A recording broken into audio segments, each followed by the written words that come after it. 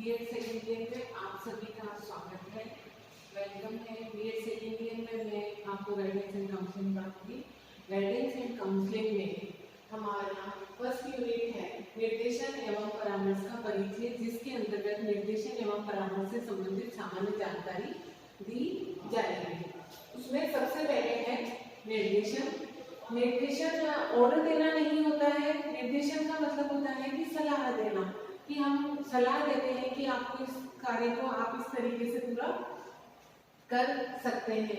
निर्देशन किसी भी क्षेत्र में, चाहे वह शैक्षिक क्षेत्र हो, चाहे सामाजिक क्षेत्र हो, चाहे व्यवसायिक क्षेत्र हो, इसमें बड़ों के द्वारा छोटों को सलाह दी जाती है, उसे हम निर्देशन कहते हैं।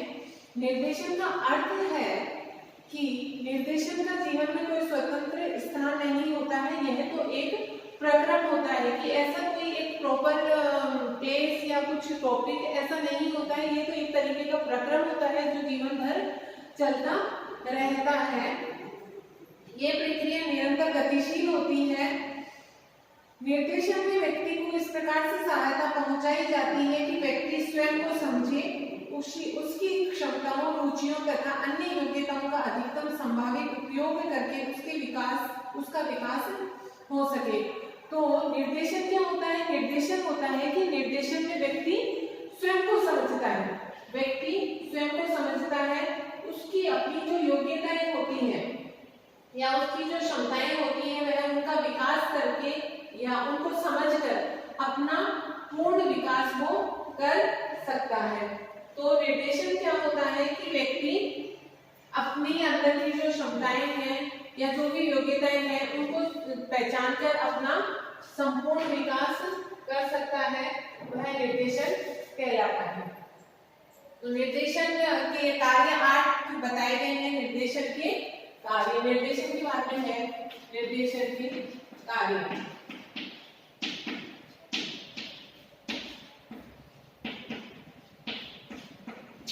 निर्देशन के कार्य क्या क्या होते हैं?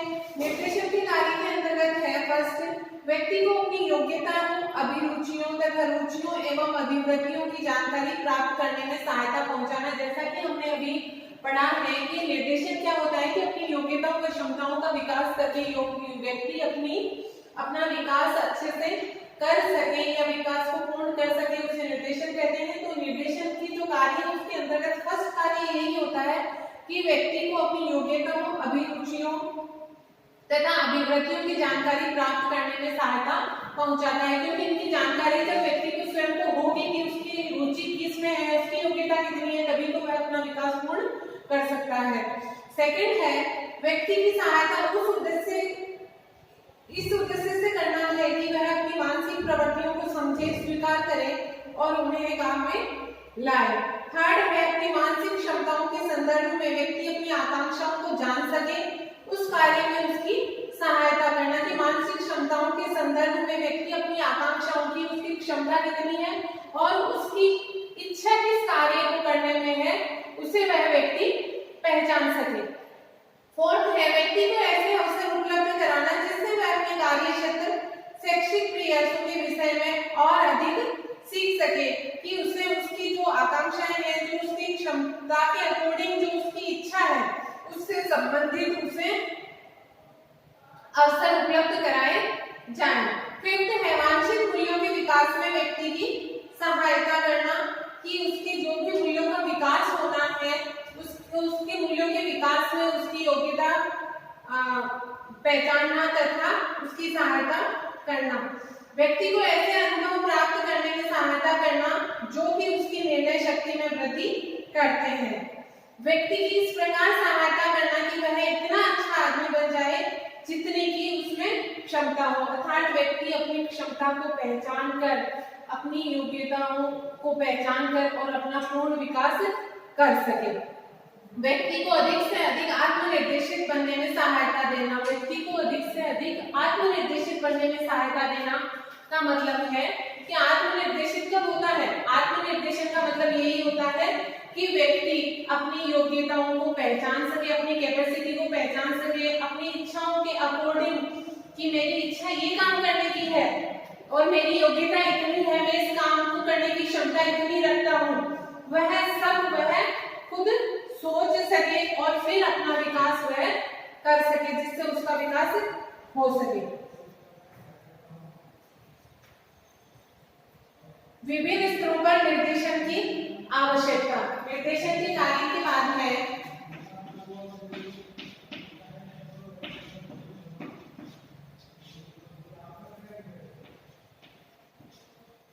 विभिन्न स्तरों पर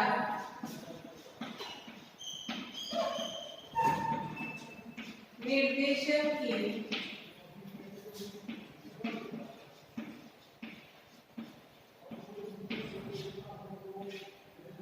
आवश्यकता। ये विभिन्न स्तरों पर निर्देशन की क्या क्या आवश्यकता है? व्यक्तिगत दृष्टि से, सामाजिक दृष्टि से, शैक्षिक दृष्टि से, मनोवैज्ञानिक दृष्टि से, शहरी क्षेत्रों की दृष्टि से, बहुत सारे क्षेत्र हैं इस प्रकार से। तो इन क्षेत्रों पर किस प्रकार से निर्देशन की आवश्यकता होती है, क्या क्या आवश्यकताएं होती है?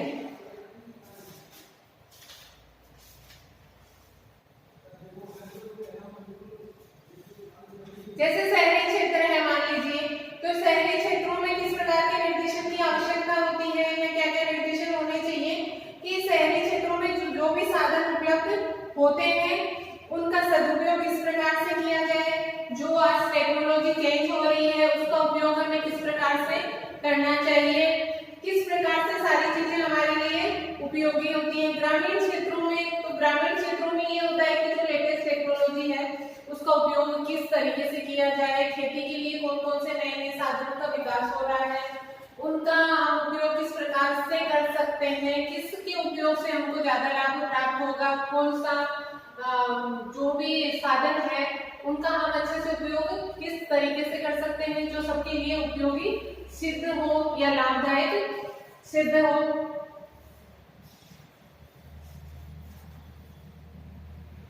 चरित्र के क्षेत्र में कि व्यक्ति का चरित्र का विकास उचित तरीके से किस प्रकार से हो, खेल के क्षेत्र में, मनोरंजन के क्षेत्र में, उद्योग के क्षेत्र में, तो इस प्रकार से बहुत सारे क्षेत्र हैं जिनमें निर्देशन की आवश्यकता होती है।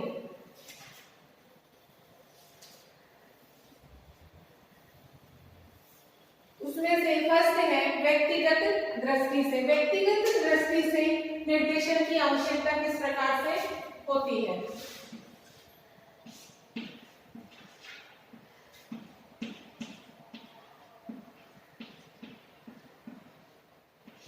व्यक्तिगत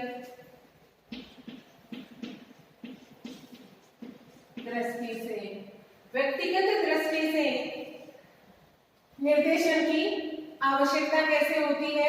तो उसमें पहला है शैक्षिक वृद्धि के लिए। व्यक्तिगत दृष्टि का मतलब होता है कि व्यक्ति के खुद के विकास के लिए निर्देशन की किस प्रकार से आवश्यकता है, किस प्रकार से वह उसके लिए जरूरी है। तो व्यक्ति के जीवन में विकास के लिए सबसे ज्यादा क्या जरूरी है? शिक्षा। व्यक्ति का शिक्षित होना। कोई भी व्यक्ति यदि वह शिक्षित नहीं होगा तो ना तो वह अपना भला बुरा पहचान सकता है और ना ही वह किसी और का पहचान सकता है। उसके लिए सबसे पहले व्यक्ति के विकास के लिए क्या जरूरी होती है? शिक्षा। क्योंकि जब व्यक्ति शिक्षित होगा तभी वह हर क्षेत्र में उसे ज्ञान प्राप्त होगा, हर क्षेत्र में वह विकास कर सकेगा तथा वह हर चीज को अच्छे से समझ सकेगा। तो इन सब चीजों के लिए किसकी जरूरी होती है? शिक्षा की जरूरी। तो शैक्षिक दृष्टि से निर्देशन की आवश्यकता किस प्रकार से होती है कि शैक्षिक वृद्धि के लिए शैक्षिक वृद्धि के लिए निर्देशन की आवश्यकता। शैक्षिक वृद्धि के लिए निर्देशन की आवश्यकता ऐसे होती है कि उसको कौन सा विषय लेना चाहिए, उसे किस प्रकार की शिक्षा प्राप्त करनी चाहिए, उसे प्रभावशाली ढंग से किस प्रकार से वह शिक्षित हो सकता है या शिक्षा का अपने जीवन में उपयोग कर सकता है। और इसके लिए क्या जरूरी होता है कि कोई भी टीचर या कोई भी शिक्षक यदि वह विद्यार्थियों को पढ़ाता है तो उसके लिए उस टीचर के लिए क्या जरूरी है कि उसको पहले ये पता होना चाहिए कि जो भी विद्यार्थी है उनकी इच्छा क्या है, उनमें योग्यता कितनी है और उनमें क्षमता कितनी है। यदि स्टूडेंट्स जो क्लास में बैठे हैं, मान लीजिए, या वह किसी एक विद्यार्थी को पढ़ा रहा है, यदि उसकी इच्छा किसी अन्य विषय में है और टीचर यदि कोई दूसरा विषय उसको पढ़ा रहा है, तो क्या वह अच्छे से ज्ञान प्राप्त कर पाएगा? नहीं कर पाएगा। वह 8th क्लास में पढ़ा रहा है, 8th क्लास के स्टूडेंट है, लेकिन वह 10th क्लास का कोई टॉपिक पढ़ा रहे हैं या कोई टिपिकल टॉपिक है जो उन स्टूडेंट्स के लेवल से अपर है, तो वह उनको समझ में नहीं आएगा। तो इस शैक्षिक वृद्धि के लिए निर्देशन की आवश्यकता है कि सबसे पहले टीचर को यह पता होना चाहिए, उसको यह समझना चाहिए कि विद्यार्थियों की रुचि किस क्षेत्र में है, उनकी क्षमता कितनी है, उनकी योग्यता कितनी है, तभी वह उनके अकॉर्डिंग उनको शिक्षा दे पाएगा और बच्चे हैं जो भी स्टूडेंट्स है वह शिक्षा प्राप्त कर पाएंगे और अपने जीवन में उसका अच्छे ढंग से उपयोग कर पाएंगे। फिर दूसरा है व्यावसायिक परिपक्वता। व्यावसायिक परिपक्वता, व्यावसायिक परिपक्वता के लिए निर्देशन की आवश्यकता।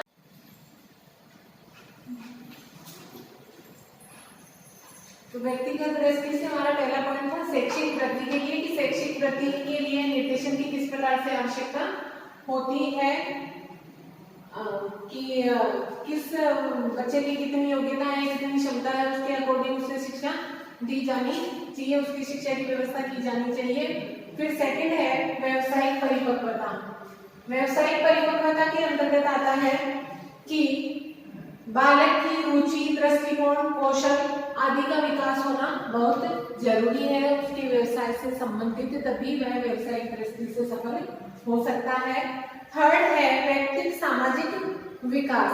व्यक्तिक सामाजिक विकास में कई प्रकार की समस्याएं आती हैं, जिसमें है विन्यासात्मक, समायोजनात्मक, विकासात्मक, अर्थात व्यक्तिक सामाजिक विकास के अंतर्गत कि वह समाज के साथ समायोजन किस प्रकार से कर पाएगा। क्योंकि यदि कोई भी व्यक्ति समाज के साथ समायोजन का मतलब होता है कि एडजस्ट होना, यदि व्यक्ति समाज के साथ समायोजन नहीं कर पाता है, एडजस्ट नहीं हो पाता है, कि व्यक्ति और समाज एक दूसरे से जुड़े हुए होते हैं, व्यक्ति से समाज को कुछ आशाएं होती हैं, कुछ और कुछ समाज को व्यक्ति से आशाएं होती हैं, और कुछ एक दूसरे का मिलकर एक दूसरे का विकास करते हैं। सामाजिक दृष्टि से समायोजन होना बहुत जरूरी है। समाज की आकांक्षाएं होती हैं कि समाज को जो भी व्यक्ति से जरूरत होती है उसके अकॉर्डिंग वह व्यक्ति कार्य करे, और व्यक्ति का होता है कि व्यक्ति को जिस क्षेत्र में आगे जाना है समाज उसका सहयोग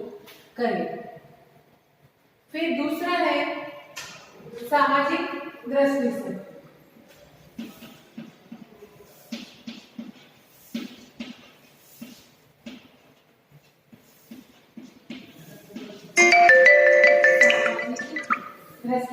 सामाजिक दृष्टि से निर्देशन की आवश्यकता होती है। उसमें पहला है श्रेष्ठ पारिवारिक जीवन के लिए निर्देशन। श्रेष्ठ पारिवारिक जीवन के लिए निर्देशन के अंतर्गत आता है कि परिवार के साथ वह कितना समायोजन कर पाएगा, कैसे उसको करना है, क्योंकि जब दो व्यक्ति आपस में एडजस्ट होंगे या समायोजन कर पाएंगे तभी वह आगे बढ़ सकते हैं। तो परिवार के साथ किस प्रकार से उसे रहना है तभी वह आगे बढ़ सकता है। दूसरा है उत्तम नागरिकता के लिए निर्देशन। उत्तम नागरिकता के अंतर्गत आता है कि उसमें मूल्यों का विकास होना चाहिए, शिष्टाचार का विकास होना चाहिए, अच्छी बातों का डेवलपमेंट होना चाहिए, तभी वह उत्तम नागरिक, एक अच्छा नागरिक बन पाएगा। तीसरा है मानव स्रोतों या साधनों के उचित उपयोग के लिए निर्देशन, कि जो भी साधन है उनका वह किस प्रकार से अच्छे से उपयोग कर सके, उसके लिए उसे निर्देशन की जरूरत होती है या आवश्यकता होती है। फिर है शैक्षिक दृष्टि से। पहला था व्यक्तिगत दृष्टि से, दूसरा है सामाजिक दृष्टि से, तीसरा है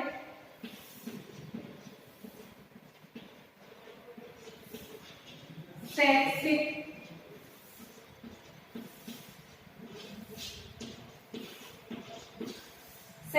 दृष्टि से। तो शैक्षिक दृष्टि से निर्देशन की आवश्यकता क्यों होती है? व्यक्तिगत विभिन्नता के अनुसार शिक्षा प्रदान करने के लिए व्यक्तिगत विविधता के अनुसार शिक्षा प्रदान करने के लिए निर्देशन की आवश्यकता होती है, क्योंकि सभी स्टूडेंट्स की है वह शिक्षा से संबंधित है योग्यता एक जैसी नहीं होती है, सभी की क्षमता एक जैसी नहीं होती है। तो अलग अलग स्टूडेंट्स के लिए अलग अलग प्रकार से व्यवस्था की जाए, तभी वह उचित रूप से शिक्षा प्राप्त कर पाएंगे। सेकंड है संबंधित पाठ्यक्रम का चयन, कि संबंधित पाठ्यक्रम का चयन किस प्रकार से किया जाए। थर्ड है शैक्षणिक उपलब्धि का स्तर बनाए रखने के लिए जिन छात्रों की शैक्षणिक उपलब्धि उच्च स्तर की होती है उनके लिए उस प्रकार की व्यवस्था की जाए, जो मीडियम होते हैं उनके लिए उस प्रकार की व्यवस्था कीजिए, और जिनका लेवल थोड़ा कम होता है, जिनकी शैक्षणिक उपलब्धि कम होती है या जो पढ़ाई में थोड़ा वीक होते हैं उनके लिए जैसे एक्स्ट्रा क्लासेस वगैरह लगाना, तो इस प्रकार से व्यवस्था की जाए कि सभी को उचित रूप से शिक्षा प्राप्त हो सके। फोर्थ है अनुशासनहीनता की समस्या, आए दिन जो हड़ताल होती है, लूटपाट होती है, बंद किया जाता है, उन सब समस्याओं से बाहर आने के लिए किस प्रकार से निर्देशन दिए जाएं कि इन सब समस्याओं से बाहर निकला जाए। तो अनुशासनहीनता की समस्या से निपटने के लिए भी निर्देशन की आवश्यकता होती है। अपव्यय व अवरोधन की समस्या के समाधान के लिए फिफ्थ पॉइंट है अपव्यय व अवरोधन की समस्या से के समाधान के लिए अपव्यय व अवरोधन से संबंधित है कि सभी स्टूडेंट्स के पास पढ़ाई से संबंधित या आगे बढ़ने से संबंधित सारी सुविधाएं उपलब्ध नहीं होती हैं। जैसे गांव में लड़कियों को स्कूल में भेजने के लिए कतराया जाता है क्योंकि स्कूल में विद्यालय दूर होते हैं, आने जाने की व्यवस्था नहीं होती है, कईयों के पास शिक्षण सामग्री के लिए भी पैसे नहीं होते हैं, फीस भरने के लिए नहीं होते हैं। तो इन सब समस्याओं से बाहर कैसे निकला जाए या इनका निदान किस प्रकार से किया जाए कि सभी को उचित रूप में शिक्षा प्राप्त हो सके, सभी बच्चे शिक्षा प्राप्त कर सके, इसके लिए भी निर्देशन की आवश्यकता होती है। फिर है मनोवैज्ञानिक दृष्टि से,